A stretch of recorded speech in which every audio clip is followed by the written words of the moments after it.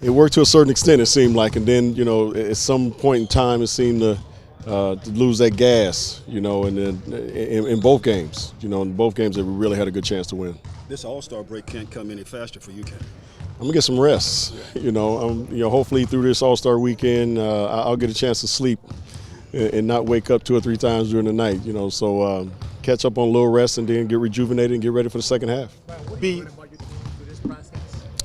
You know what, BT? The biggest thing is that we're a very resilient bunch. That's the positive.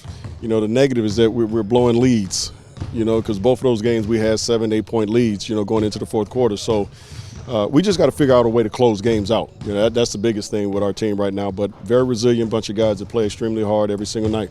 B, you mentioned the 2 overtimes out of the 4. From a technical standpoint, what were some of the positives you took away overall on the trip? Well, just like I just said, just the fact that we competed.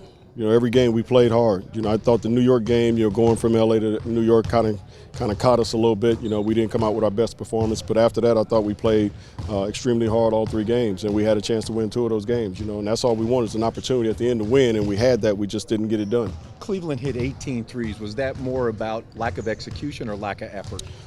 It wasn't lack of effort. Again, I just thought at times we just gave them too much room and too much respect. I respect them as a team. They're a very good basketball team, but you can't go out there giving them that much respect. And we gave those guys a bunch of wide open looks. Our game plan was to force them to shoot threes, but contested threes, and they had about 10 of those that were nobody near them. And that's not the way we wanted to play them. You look back a couple blocks ago, and your team field goal percentage was really good. You tightened it up. Now teams are shooting close to 50%.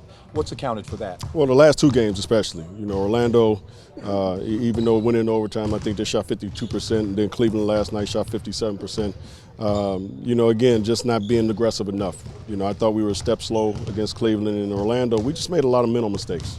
And we just got to clean up that, because at that particular point before then, we had did a really good job defensively. You mentioned a step slow offensively. It looked like they were hesitant, maybe even back on their heels. If that's accurate, why? No, it is, and I think most of that's because the other team was putting pressure on us.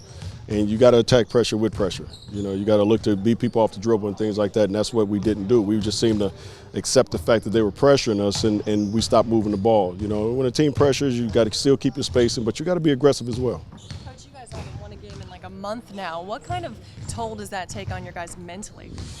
Well, it's tough on you. It's tough on you, especially when you're in the games that we're in. We're right there in so many games to have a chance to win it. So when you don't win it, if you went in our locker room after the Orlando game and after the Milwaukee game, you'd have saw a bunch of guys that were very upset at losing those games, because we knew we had a great chance to win. So I think it's just like anything else. When you're losing games like that, it takes its toll. And like I said, for us, these next 2 games, the break probably couldn't come at a better time. We need a chance to get away from basketball for a little while and then get rejuvenated and come back and get the second half started. What do you